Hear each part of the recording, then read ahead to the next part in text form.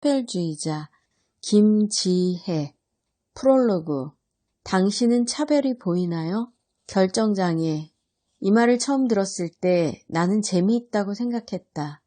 우물쭈물 이러지도 저러지도 못하며 너무 많이 고민하는 나의 부족함을 꼬집는 간명한 말 같았다. 나 스스로를 비하하는 의미를 담아 많은 대화에서 수없이 사용했다. 그리고 이 말이 어느 날 사고를 쳤다. 혐오 표현에 관한 토론회가 있던 날이었다. 사람들의 관심이 많아 장소를 급하게 큰 곳으로 바꿔가며 열린 토론회였다.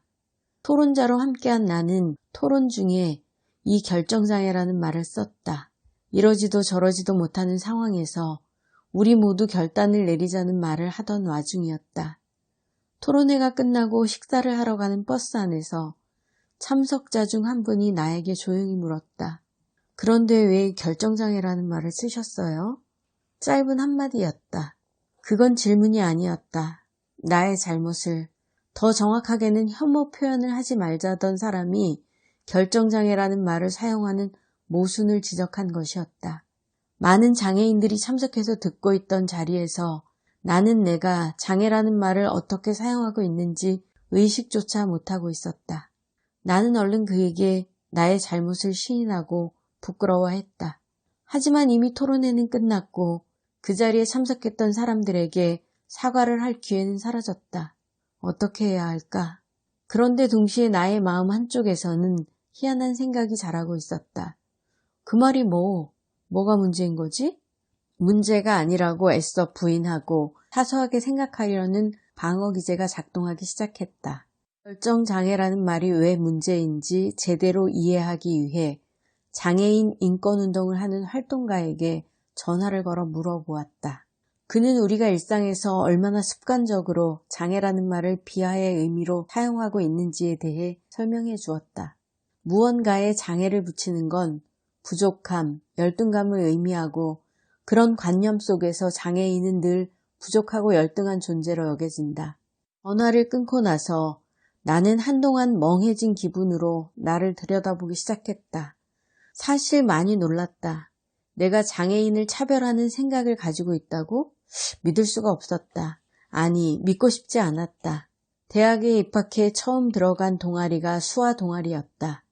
사회복지학과 법학을 전공하며 인권을 공부했고 장애인의 권리와 법에 관한 수업을 들었다.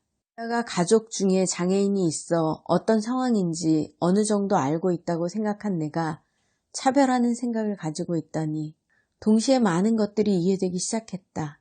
내가 당하는 차별을 가까이에 있는 사람들은 전혀 눈치채지 못했던 경험들이 떠올랐다. 예를 들면 예전 직장 사무실에 있던 명패 같은 건 말이다. 당시 나는 비정규직으로 근무하고 있었다.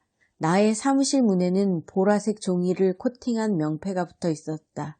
정규직 직원 사무실 문에 붙어 있던 명패는 나무색 판에 흰색 글씨였다. 2년 반쯤 지나 정규직이었던 한 동료에게 이 차이에 대해 이야기했는데 그는 명패가 다르다는 사실조차 눈치채지 못하고 있었다. 그에게는 보이지 않는 이 사소한 차이가 나에게는 출근부터 퇴근까지 문을 열고 들락거리는 매 순간 나의 신분을 각인시켜주는 주홍글씨 같았다. 생각해보면 차별은 거의 언제나 그렇다. 차별을 당하는 사람은 있는데 차별을 한다는 사람은 잘 보이지 않는다. 차별은 차별로 인해 불이익을 입는 사람들의 이야기다. 차별 덕분에 이익을 보는 사람들이 나서서 차별을 이야기하는 경우는 별로 없다. 차별은 분명 양쪽의 불균형에서 일어나는 일이며 모두에게 부정의함에도 희한하게 차별을 당하는 사람들만의 일처럼 이야기된다. 이게 어떻게 된 걸까? 산술적으로 생각해도 내가 차별을 당할 때가 있다면 할 때도 있는 게 아닐까? 이제 나는 겁이 나기 시작했다. 차별은 더 이상 나와 상관없는 이야기가 아니었다. 강의실에서, 회의장에서, 토론회장에서 어디에서건 나도 모르는 내 안의 차별적인 관념이 언제 어떤 형태의 말과 행동으로 불쑥불쑥 나올지 모르는 일이었다. 그래서 연구를 하기로 했다. 우선 소수자 집단을 향한 온갖 모욕적인 말들을 수집했다. 각종 혐오 표현들을 통해 사람들이 소수자 집단에 대해 어떤 식의 차별적인 관념을 가지고 있는지 분석하기 위한 기초작업이었다. 초반에는 인터넷에 떠도는 욕설에 가까운 말들에 집중했다. 하지만 조사가 진행되면서 모욕적인 말의 범위가 생각보다 상당히 넓고 표현의 방식도 매우 은밀하다는 사실을 알게 되었다. 때로 말하는 사람도 눈치채지 못할 만큼 말이다. 현장의 활동가와 연구자들을 대상으로 모욕적인 표현을 수집하던 중 2가지 표현이 눈에 들어왔다. 한국인 다 되었네요. 희망을 가지세요. 전자는 이주민을 향한, 후자는 장애인을 향한 모욕적인 표현의 대표적인 예로 언급되었다. 당혹스러웠다. 이 2가지 표현은 얼핏 칭찬이나 격려처럼 보이기 때문이다.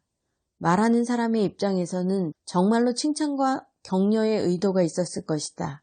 말을 한 당사자에게 이런 표현이 듣는 사람에게는 모욕적일 수도 있다고 알려준다면 그는 어떻게 반응할까?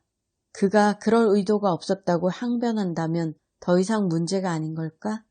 모욕을 한 사람은 없고 모욕을 당한 사람만 있으니 모욕을 당한 쪽에서 감내하거나 생활을 바꾸어야 하는 걸까? 단순히 몇몇 말들을 하지 않는다고 해결될 문제는 아니었다. 왜 이런 말이 모욕이 되는지 이해하지 않으면 표현만 다른 비슷한 말을 하거나 말이 아니라도 시선과 행동으로 드러날 것이다. 다행히도 이런 말이 왜 모욕이 되는지 알아내는 방법은 어렵지 않았다. 당사자에게 물어보면 된다. 이런 말이 어떻게 들리는지. 이주민들은 한국인이 다 되었다는 말에 자신이 아무리 한국에서 오래 살아도 우리는 당신을 온전히 한국인으로 생각하지 않는다는 전제가 깔려있기 때문에 모욕적이라고 했다. 또 다른 이유도 있는데 굳이 한국인이 되고 싶은 것도 아닌데 왜 한국인이 된다는 말을 칭찬으로 받아들여야 하는가 하는 문제제기였다. 한국인이 아니라고 하거나 한국인 중심으로 생각하거나 어느 쪽이든 기분 좋은 말은 아니다. 장애인에게 하는 희망을 가지라는 말 역시 전제 때문에 모욕적으로 받아들여진다. 희망을 가지라는 건 현재의 삶에 희망이 없음을 전제로 한다. 장애인의 삶에는 당연히 희망이 없다고 생각하는 것. 더 근본적으로는 자신의 기준으로 타인의 삶의 가치를 매기는 것이 모욕적이라고 했다. 설령 장애인이 사회적 조건으로 인해 생활에 어려움이 있더라도 장애인에게 희망을 가지라고 말하는 건 이상하다. 장애인이 희망을 가져야 할 차원의 문제가 아니라 사회가 변해야 할 문제이기 때문이다. 나를 둘러싼 말과 생각들을 하나하나 훑는 작업은 마치 세상을 다시 배우는 느낌이었다. 나는 다른 사람을 차별하지 않는다는 생각은 착각이고 신화일 뿐이었다. 누군가를 정말 평등하게 대우하고 존중한다는 건 나의 무의식까지 훑어보는 작업을 거친 후에야 조금이나마 가능해질 것 같았다. 내가 인정하고 싶지 않은 부끄러운 나를 발견하는 일 말이다. 이 세상에 많은 사람들이 나와 비슷한 착각과 신화를 가지고 살아가는 것 같다. 여성, 장애인, 성소수자, 주민 등을 비하하고 모욕하는 말이나 행동을 하고도 자신이 차별을 하는 건 아니라고 말하는 사람들을 본다.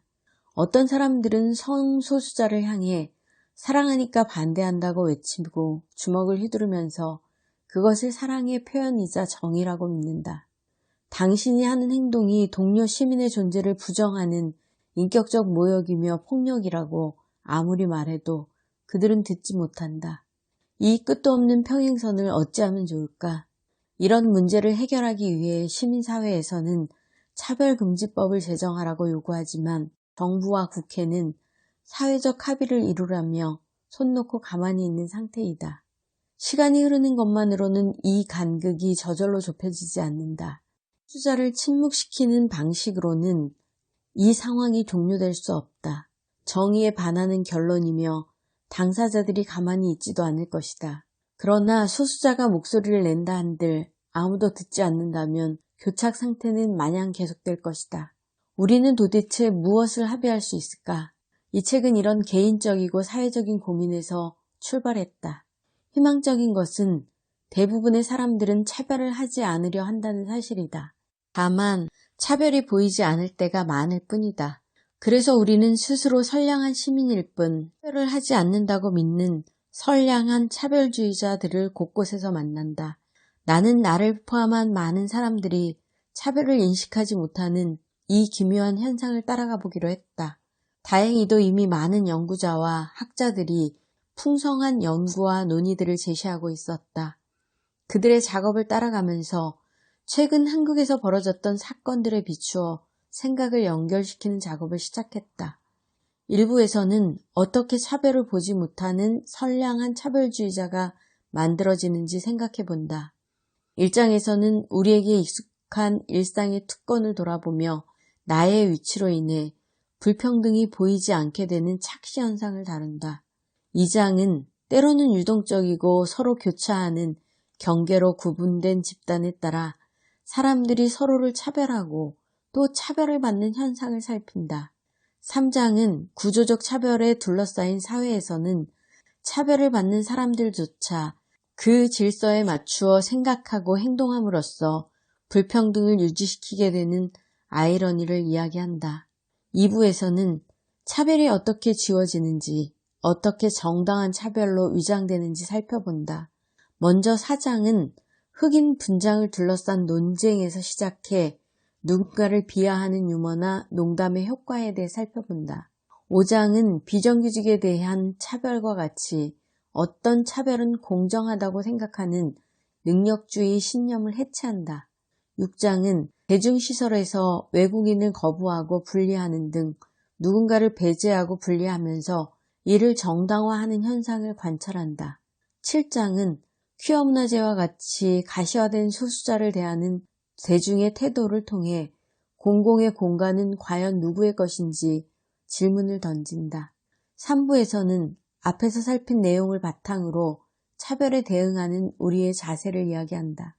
8장은 차별에 도전하는 노력들이 기존 사회 질서에 대한 위협으로 느껴지는 긴장을 다룬다. 사람들은 세상이 이미 정의롭다고 믿고 싶어 하지만 평등은 언제나 부당한 법과 제재에 항거하는 사람들을 통해 진보해왔다.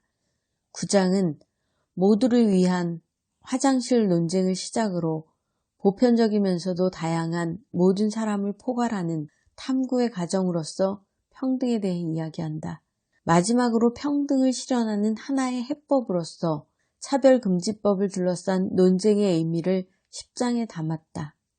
이 책에서는 여성, 장애인, 성소수자, 이주민에 관련된 사건과 논쟁들을 주요하게 담았다. 하지만 이 책에서 이야기하듯이 나이, 학력, 직업, 출신 지역, 경제적 수준, 가족 상황, 건강 상태 등 어떤 사람이 소수자로 위치 지어지는 이유는 무수히 많다. 이런 내용을 충분히 다루지 못한 것은 지면의 한계도 있지만 여전히 나의 이해가 부족한 탓도 크다. 아직도 많은 차별이 눈에 보이지 않고 안타깝게도 틀림없이 이 책에도 훗날 얼굴을 붉히며 부끄러워할 내용이 포함되어 있을 것이다. 이 책에는 미국의 역사와 연구에 관한 이야기가 많이 포함되어 있다. 이 역시 연구자인 저자가 접근할 수 있는 자료의 한계에 기이한 측면이 많다. 많은 나라에서 평등을 이루기 위한 중요한 투쟁과 변화의 과정들이 있었을 텐데 충분히 담지 못해 아쉽다. 이 책에서 소개되는 미국의 이야기는 모범적인 사례라기보다 한국의 상황을 이해하기 위한 하나의 관점을 제시하는 비교 자료로서 이해해주면 좋겠다. 차별에 관한 책을 한 권 마치는 이 순간에도 나는 여전히 차별을 잘 안다고 말할 수 없다. 그럼에도 불구하고 끊임없이 나를 둘러싼 세상을 자각하고 나 자신을 성찰하며 평등을 찾아가는 이 과정이 나는 차별을 하지 않는다는 헛된 믿음보다 훨씬 값지다는 것은 분명하다.